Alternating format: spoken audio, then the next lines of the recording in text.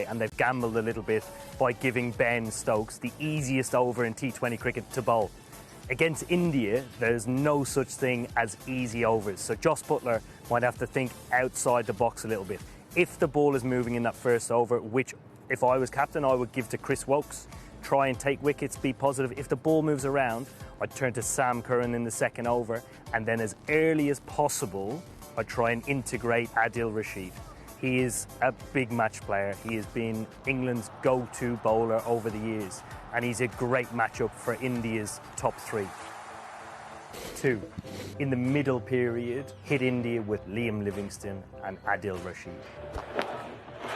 Yeah! Oh, what an absolute brilliant delivery.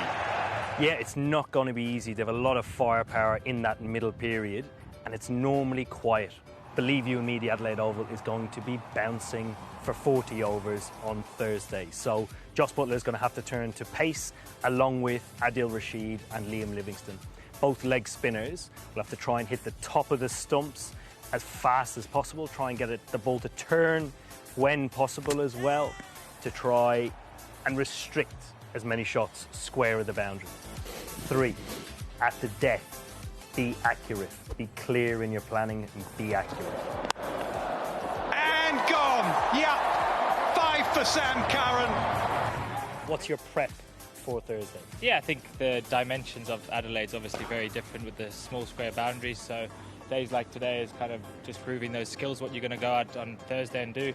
Maybe a few more Yorkers at these type of grounds, but if it's a used wicket you might go away from that, but we know how dangerous India are, so we've got to come up with different plans because their players are so different to the other teams we've played.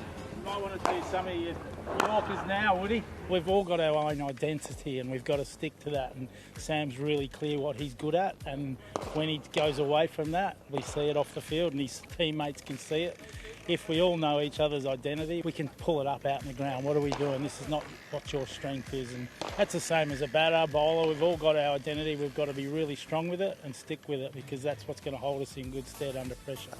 Number 4, be aggressive in the power play with the bat to lay a foundation. Hales thumps another boundary to end the power play. I think over the years, England openers have always been on the front foot when it comes to batting in the power play. And in this tournament, for England, the 2 highest partnerships between Alex Hales and Jos Buttler, both at the Gabba and the SCG, have been critical in them laying a foundation. And I think at this ground, it becomes even more important because India are that much a better side. So at the Adelaide Oval, square of the wicket, as you can see, is very, very short. So you might see players targeting the short side as early as possible, as opposed to the really long, straight boundaries. So that might involve players moving around the crease and actually trying to manipulate the bowler's length as and when they can. Number 5, for 14 overs of the game, be as aggressive and as attacking as you can to post or chase down a big score. England bats so deep that they can afford to pull the trigger earlier